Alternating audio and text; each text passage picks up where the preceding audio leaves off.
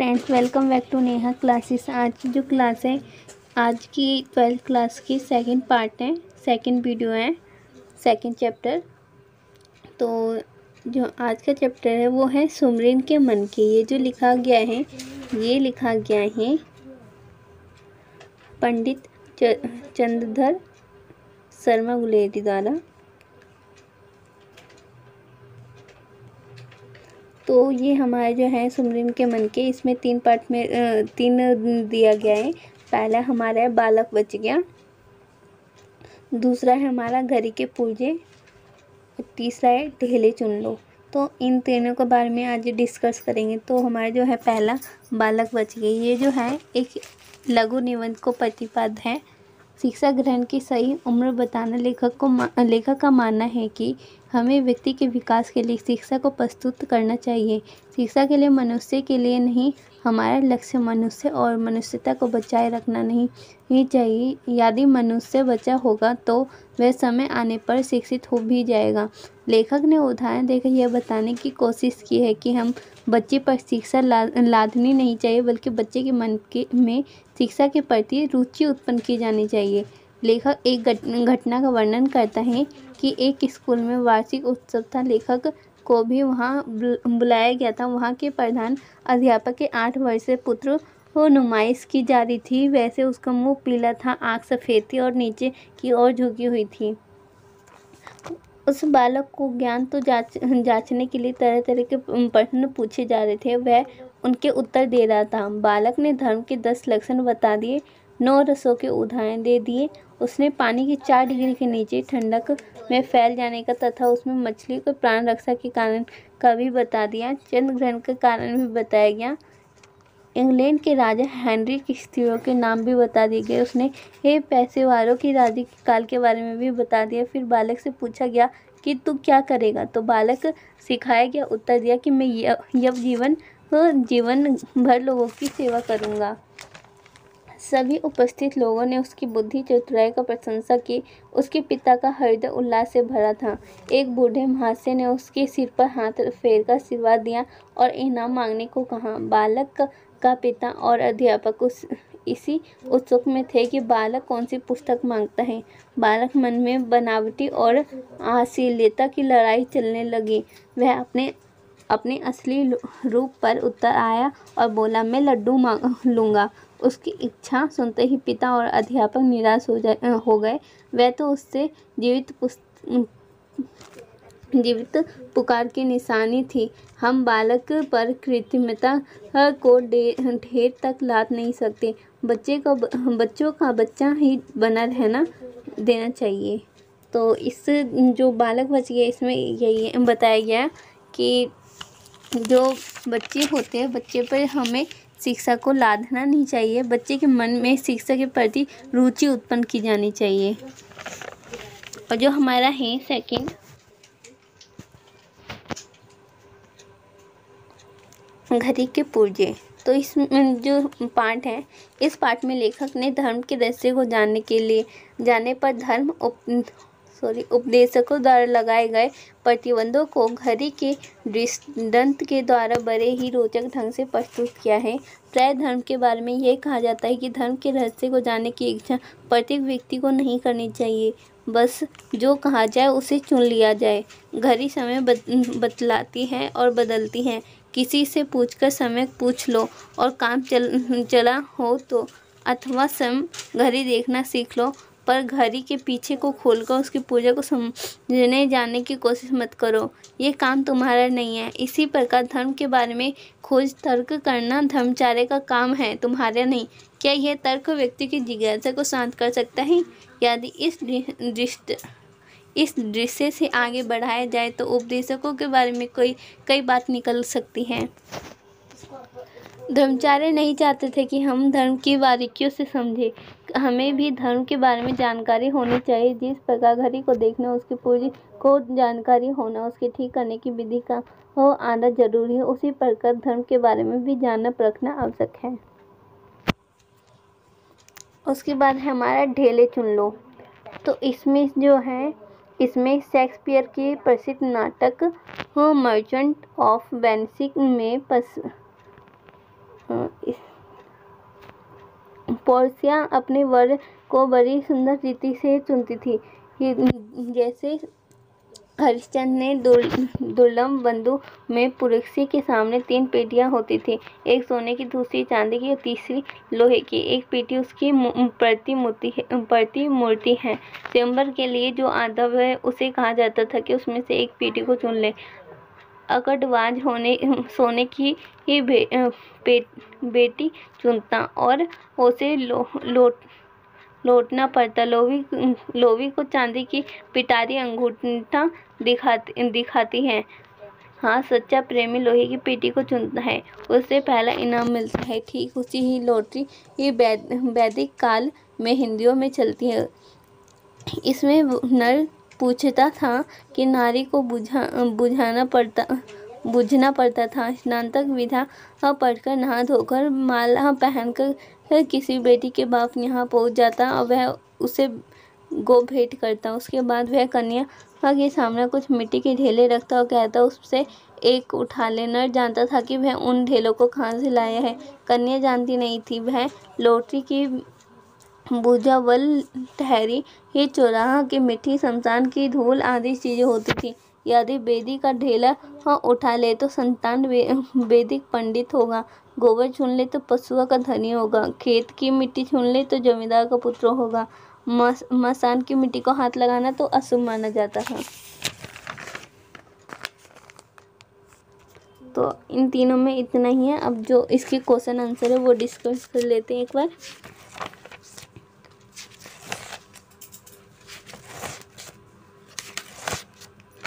तो हमारा जो पहला क्वेश्चन है, बालक से उसकी उम्र और योग्यता के ऊपर कौन कौन से प्रश्न पूछे गए। और इसमें एक और क्वेश्चन ऐसे भी बन सकते हैं कि बालक बच्चियाँ हमारी किस मानसिक योग्यता की ओर संकेत करता है। तो इसमें आंसर आएगा, बालक से उसकी उम्र और योग्यता के ऊपर निम्नलिखित प्रश्न पूछे गए। जैसे धर्म के कौन कौन से 10 लक्षण हैं, 9 रसों के उदाहरण दीजिए, चंद्रग्रहण के वैज्ञानिक समाधान बताइए, तू आजीवन क्या करेगा, इंग्लैंड के राजा 8वें हेनरी की स्त्रियों के नाम बताइए। हम सब शिक्षा देने के नाम पर बच्चों को कठिन से कठिन ज्ञान का उसके कच्चे मन पर थोपना चाहते हैं। उसे हम केवल प्रदर्शन का माध्यम बना देते, जबकि हम बच्चे को बचपन का ध्यान में रखते हुए उसे शिक्षित करना चाहिए। और दूसरा क्वेश्चन है कि बालक ने क्यों कहा कि मैं यव जीवन लोक सेवा करूँगा। आंसर है, मैं यव जन्म लोक सेवा करूँगा। बालक ने ऐसे इसलिए कहा क्योंकि उसके पहले से ही यही सिखाया गया था कि जब भी यह प्रश्न पूछा गया तो उसका सही उत्तर देना। बालक ने अपनी बुद्धि से यह उत्तर नहीं दिया, बल्कि उसने तो अपने स्वभाव के विपरीत रटाया उत्तर देते हुए उसने ऐसा कहा। तीसरा क्वेश्चन है हमारा, बालक द्वारा इनाम में लड्डू मांगने पर लेखक ने सुख की सांस क्यों भरी। ये मोस्ट इम्पोर्टेंट क्वेश्चन है। तो बालक द्वारा इनाम में लड्डू मांगने पर लेखक सुख की सांस ले, क्योंकि बालक के उत्तर को सुनकर लेखक को यह तसल्ली मिली कि बालक की स्वाभाविक रीति दम घुटने से बच गई, उसकी इच्छा का खून होने से बच गया। उसके हृदय में कृत्रिम तथा स्वाभाविक भावों की लड़ाई चल रही थी कि वे कृत्रिम एवं स्वाभाविक वृत्ति के मध्य घुट रहे। तो हमारा 4th क्वेश्चन है, बालक की प्रवृत्तियों का गला घुटना अनुचित है। पाठ में ऐसे अभ्यास किन स्थलों पर होता है कि उसकी प्रवृत्तियों का गला घोटा जाता है। तो आंसर, बालक की प्रवृत्ति का गला घोटने का आभास अनेक स्थलों पर होता है। जब पाठशाला में वार्षिक उत्सव में या उसके धर्म के लक्षण क्या है, 9 रसों के विषय में, चंद्रग्रहण के वैज्ञानिक समाधान आदि प्रश्न पूछे जाते हैं, तो उसकी इच्छा के बारे में पूछा जाता है, तो उससे पहले ही रटाया उत्तर देता है कि मैं यव जीवन लोक सेवा करूँगा। तो सारी भीड़ वहाँ करने लग गई है। बालक का लड्डू मांगने पर सभी अध्यापक तथा उसके पिता निराश हो गए। जो हमारा है घड़ी के पुर्जे, तो इसके डिस्कस करते क्वेश्चन आंसर। तो पहला क्वेश्चन है, लेखक ने धर्म के रहस्य जानने के लिए घड़ी का पुर्जा को घड़ी के पुर्जे को उदाहरण क्यों दिया।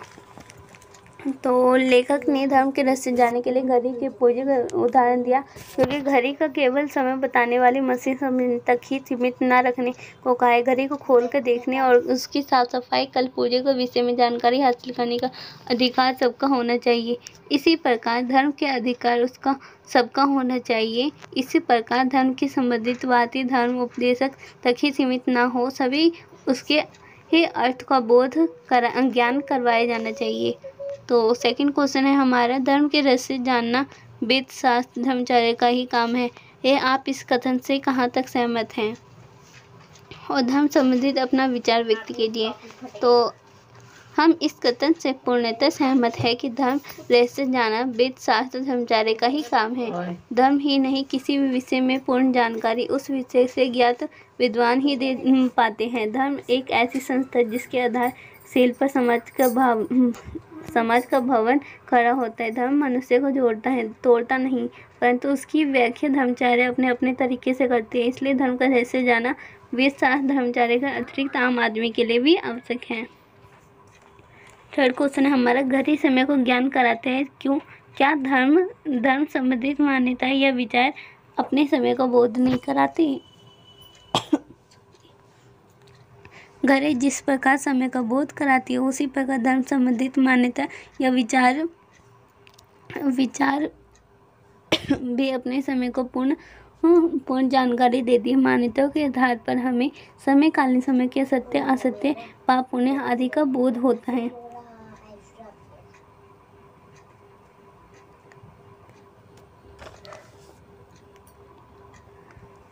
जो हमारे फोर्थ क्वेश्चन है वो थोड़ा अलग है।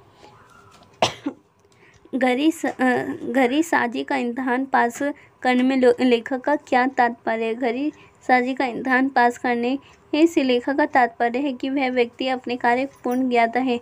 इसी प्रकार लेखक का आशय है कि किसी भी विषय में दक्षता हासिल करके उस विषय की समालोचना करने की योग्यता प्राप्त कर लेंगे। फिर हमारा क्वेश्चन है कि धर्म अगर कुछ विशेष लोगों के वेद शास्त्र धर्माचार्य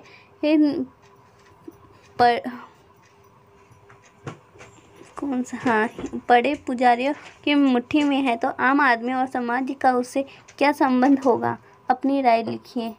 तो आम आदमी का समय से सीधा संबंध है और वो एक दूसरे से गहरा प्रभावित करते हैं। धर्म आम आदमी को जानने की राह दिखाता है और आपसी संबंधों को दृढ़ता के आधार प्रदान करता है।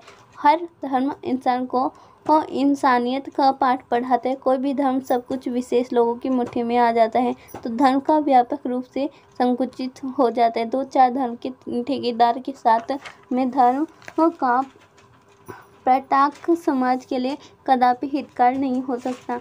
धर्म अपनी इच्छा से धारण किया जाता है, ना कि दूसरों के बहकावे लालच या भय की धारणा। वर्तमान में धर्म का स्वरूप बदलता जा रहा है। इसका संबंध आम आदमी और समाज में ही रहना चाहिए, ना कि स्वयं की धर्माचार्य समझने वाले इसे कुछ विशेष लोगों के हाथ में। फिर हमारा जो नेक्स्ट क्वेश्चन है फिफ्थ, जहाँ धर्म के कुछ मुट्ठीकार लोगों के एकाधिकार धर्म की संकुचित अर्थ प्रदान करता है, वही धर्म का आम आदमी के संबंध उसके विकास एवं विस्तार का अद्योतक है। तर्क सहित व्याख्या कीजिए। तो धर्म व्यापक विषय है, इसके रहस्य को कोई नहीं जान पाए। धर्म पर कुछ लोगों का एकाधिकार होगा तो वह धर्म के अर्थ को संकुचित कर देता है, लेकिन आम आदमी से उसका संबंध होने पर उसका अर्थ अत्यंत विस्तृत हो जाता है। जिस प्रकार बल्ब का प्रकाश जितने सीमित दायरे में बंद होता है तो उसमें ही रोशनी करता है, लेकिन यदि बल्ब को एक विशाल कक्ष या खुले प्रकाश में जलाया जाए तो उसका प्रकाश विस्तृत क्षेत्र में फैल जाएगा। उसी प्रकार 2-4 लोगों के हाथ में कठपुतलियां बनकर धर्म के सामान्य व्यक्ति थे संबंध हो जाएगा और तो उसका धर्म अत्यंत व्यापक बन जाएगा। उसके बाद हमारा ढेले चुन लो। तो क्वेश्चन है, वैदिक काल में हिंदुओं में कैसी लॉटरी चलती थी जिसका जिक्र लेखक ने किया है? तो वैदिक काल में हिंदुओं में नर पहली पूछता था और नारी उसकी रहस्य जानना पड़ता था। नर स्नातक शिक्षा पढ़कर स्नान करके करके तथा माला पहनकर नर किसी बेटी के बाप के फिर घर पहुंच जाता था। वह उसे गो भेंट करता था। फिर एक कन्या के सामने कहीं सात कहीं कम या ज़्यादा कुछ मिट्टी के ढेले रख देते थे, जिनमें से एक लड़की को उठाने है तो कहा जाता था। नर उस मिट्टी के बारे में जानता था और वह कहाँ की किस जगह की मिट्टी है, उसी के आधार पर यह तय किया जाता था कि वह कन्या का भाग्य क्या रहेगा। किसी भी प्रकार उस कन्या के गुण के संस्कारों को कोई महत्व नहीं दिया जाता था। सब कुछ भाग्य के अधीन होता था। पर जो तीसरा है, जीवन साथी का चुनाव मिट्टी के ढेले पर छोड़ने पर कौन कौन से फल प्राप्त हुए। जीवन साथी का चुनाव मिट्टी के ढेले पर छोड़ने पर निम्नलिखित फल प्राप्त हुए। जैसे वेदी मिट्टी के ढेला उठाने पर संतान वैदिक पंडित होगा। गौशाला की मिट्टी का ढेला चुनने पर संतान पशुओं का धनी होगा। खेत की मिट्टी छूने पर संतान जमींदार होगा। मसान की मिट्टी चुनने पर बहुत बड़ा अशुभ होगा। यदि ये वह नारी विवाहित हो जाते हैं तो हर घर मसान हो जाए और वह जन्म भर जलाती रहेगी। यदि एक नर के सामने मसान की मिट्टी छू लेते तो वो उस कन्या की कभी विवाह नहीं होगा। किसी दूसरे नर के सामने वह वेदी का डेरा उठा ले तो विवाह हो जाए। उसके बाद क्वेश्चन है, ढेला चुन लो पाठ किस अंधविश्वास की ओर संकेत किया गया है।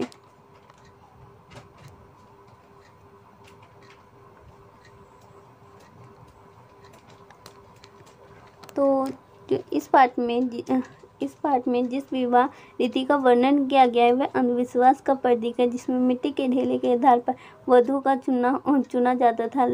लड़की के सामने खेत की हवन की चारगाह का शमशान की मिट्टी के ढेले रखे जाते थे। लड़की जिसे उठा ले भविष्य उसी के आधार पर निर्धारित होता था।